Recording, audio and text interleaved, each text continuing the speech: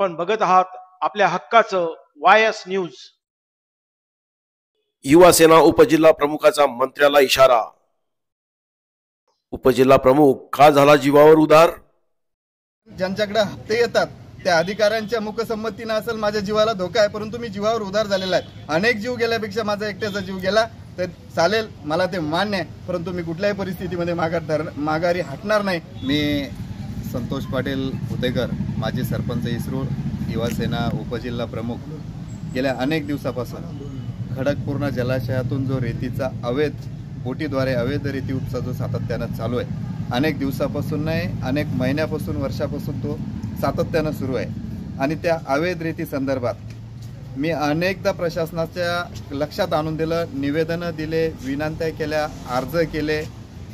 प्रशासनाची झोप त्या ठिकाणी होत नाही, प्रशासन कुठेतरी ॲक्शन घेत नाही म्हणून वेगवेगळ्या प्रकारचे अनोखे आंदोलन त्या ठिकाणी केले। प्रशासनाला शाब्दिक फटकारे त्या ठिकाणी मारण्याचा प्रयत्न केला आणि कुठेतरी त्या अवैध रेतीमुळे सर्वसामान्यांना होणारा त्रास शासनाच्या सातत्यानं त्या ठिकाणी लक्षात आणून दिला। ग्रामीण भागातल्या ज्या रोडची क्षमता अतिशय कमी आहे, ही अवैध वाहनं त्या ठिकाणी त्या रोडवरून वाहनं म्हणजे त्याची तेवढी क्षमता नाही। ग्रामीण भागातल्या रस्त्याची अतिशय चाळणी त्या ठिकाणी झालेली आहे, रस्त्यात खड्डे की खड्ड्यात रस्ते काहीच कळायला मार्ग नाही। आणि अशा परिस्थितीमध्ये अनेक ग्रामीण भागातल्या लोकांना तालुक्याला त्या ठिकाणी सातत्यानं येणं जाणं करावं लागतं। अनेकांचे अपघात झाले, अनेकांना अपंगत्व त्या ठिकाणी आलं, बऱ्याच अशा घटना त्या ठिकाणी घडल्या आणि काही लोकांचे जीवसुद्धा गेले, परंतु तरीसुद्धा प्रशासन मात्र त्या अवैध रीतीवरती लक्ष घालायला तयार नाही। मी या अगोदर एकदा चहा पाणी केला, त्याच्यानंतर एकदा प्रशासनाला त्या ठिकाणी व्हिडिओ काढून प्रशासनाला अतिशय खडेबोल सुनावले की कुठल्याही परिस्थितीमध्ये तुम्ही कारवाई करा, परंतु प्रशासनानं या रेती माफियांना जुनू अभय दिलेलं आहे, मूकसंमती दिलेली आहे। इतके निवेदनं देऊन 1 महिना झाला। मी आयुक्ताकडे तक्रार केल्यानंतर आयुक्त महोदयांनी जिल्हाधिकाऱ्यांना पत्र लिहिलं की आपण संतोष बुतेकर यांच्या निवेदनाची दखल घेऊन तक्रारीची दखल घेऊन आपण कारवाई केली पाहिजे। 1 महिना झाला तरी सुद्धा जिल्हाधिकारी दखल घ्यायला तयार नाही।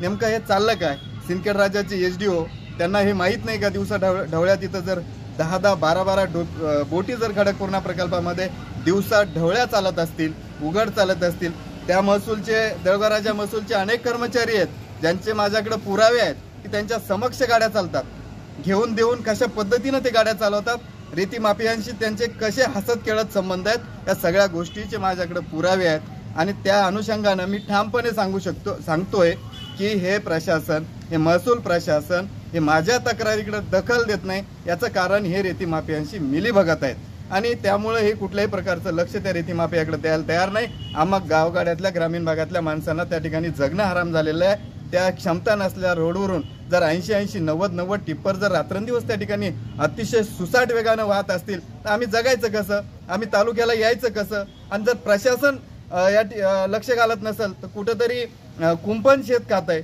प्रशासनच त्या ठिकाणी शासनाची चोरी करायला मुखसंमती देत आहे। या अधिकाऱ्यांचं सुद्धा अतिशय त्या ठिकाणी जास्त होत आहे। हे आंदोलन करून, लोकशाही मार्गाने आंदोलन करून कुठेतरी आता प्रशासनाला ऐकायला येत नाही। माझा आवाज प्रशासन वारंवार दाबायचा प्रयत्न करतंय, मला समजून सांगायचा वेगवेगळ्या मार्गाने प्रयत्न करतंय। रेती माफियांना त्या ठिकाणी सांगतंय की संतोष बुतेकरला तुम्ही कसं निपटायचं ते निपटा, अशीच भूमिका आज सध्या प्रशासन घेतंय। त्यामुळे मी वैतागून निवेदन दिलेलं आहे। येणाऱ्या 13 तारखेला मी माननीय महसूल मंत्री नामदार विखे साहेबांच्या कॅबिन समोर मंत्रालयात जाऊन आत्मदहन करणार आहे। आत्मदहन करत असताना मी माझी जी सुसाईड नोट आहे ती सुद्धा लिहिलेली आहे। सुसाईड नोटमध्ये मी सरळ प्रशासनाकडे त्या ठिकाणी शासनाकडे मागणी करणार आहे की याला जबाबदार असणारे जिल्हाधिकारी, याला जबाबदार असणारे उपविभागीय अधिकारी, तहसीलदार या सर्वांवर त्या ठिकाणी कारवाई करा।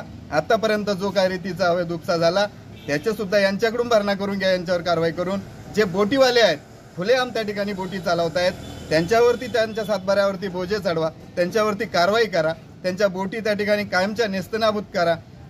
काही वेळेस त्या ठिकाणी प्रशासनानं माझ्या आंदोलनाची दखल घेऊन कारवाई केली, परंतु कारवाई अशी केली की जखम डोक्याला आणि मल्लमपट्टी मांडीला थातूर कारवाई करायची आणि पुन्हा रीती त्याच पद्धतीनं चालू द्यायची। या कारवाईवर मी आता समाधान मानणार नाही। कुठल्याही परिस्थितीमध्ये मी मुंबईला त्या ठिकाणी पोहोचणार, 13 तारखेला आत्मदहन करणार म्हणजे करणार आणि या प्रशासनाला यांची जागा निश्चित दाखवल्याशिवाय राहणार नाही।